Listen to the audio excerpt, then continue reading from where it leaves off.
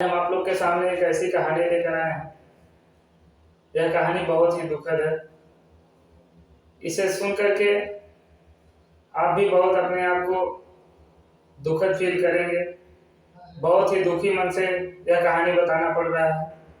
यह कहानी हमारे उत्तर प्रदेश का एक जिला लगाता है हरदोई, वहां से संबंधित है।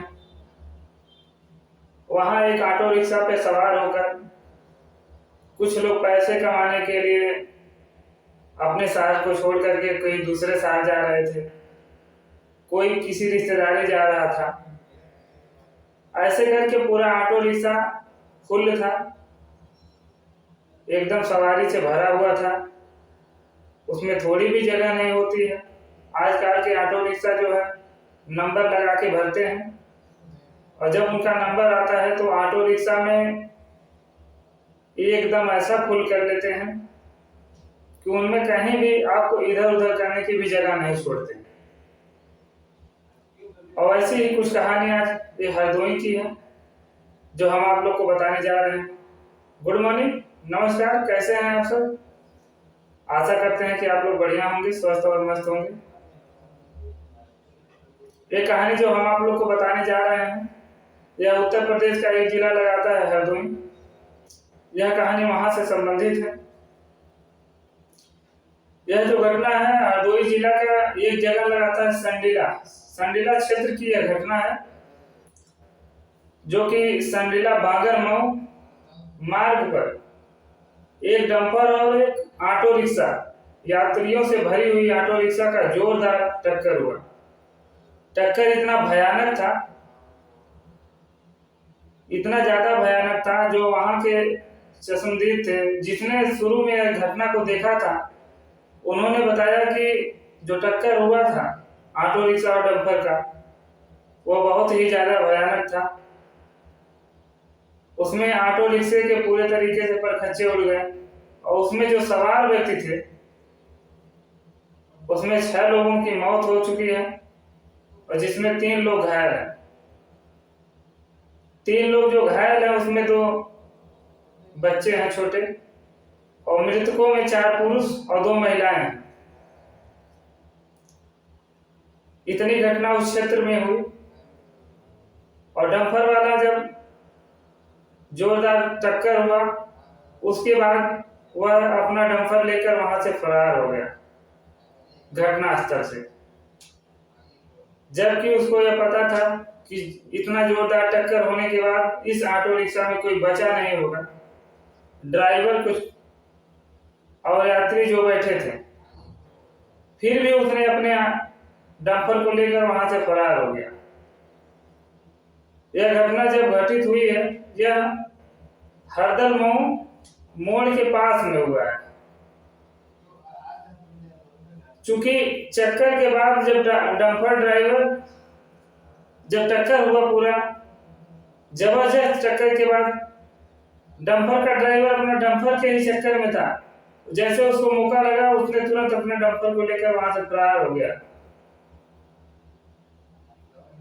चूंकि जब इसकी जानकारी आसपास के लोगों के लगी तो वहां स्थानीय लोगों के मौके पर पहुंचे, और उनकी मदद से फंसे हुए व्यक्तियों को उसमें से निकाला गया, और इसकी सूचना लोग पुलिस को दिए। तो हाँ भाई बल बहुत ज्यादा फोर्स तैनात कर दी गई, और जो पुलिस बल पहुंची वहां पर मृतकों के शवों को ले कब्जे में लेकर के उन्हें पोस्टमार्टम के लिए भेज दिया। बाकी जो घायल हुए उन्हें संडीला का जो नजदीकी सीएससी केंद्र था वहां पर भर्ती करा दिया गया, जिनका इलाज जो है जारी है। और जो वहां की पुलिस फोर्स थी, घटना कैसे हुई, घटना किस कारण से हुई है, इसका कोशिश जानने के लिए वो कर रही है। और वो जो फरार डंपर ड्राइवर है जो डंपर लेकर भाग गया है, उसको भी खोजने की कोशिश जारी है। चूंकि हरदल मोड़ के पास में बेहंदर की तरफ से आ रहा था डंपर, और यात्रियों से भरी हुई ऑटो रिक्शा में उसने टक्कर मारा था। जो डंपर आ रहा था कोई एक क्षेत्र लगाता है बेहंदर, उस क्षेत्र से वह डंपर हरदर मऊ की साइड संडीला मार्ग पर आ रहा था। चूंकि जो मृत लोग हो चुके हैं उनकी पहचान की प्रक्रिया जारी है।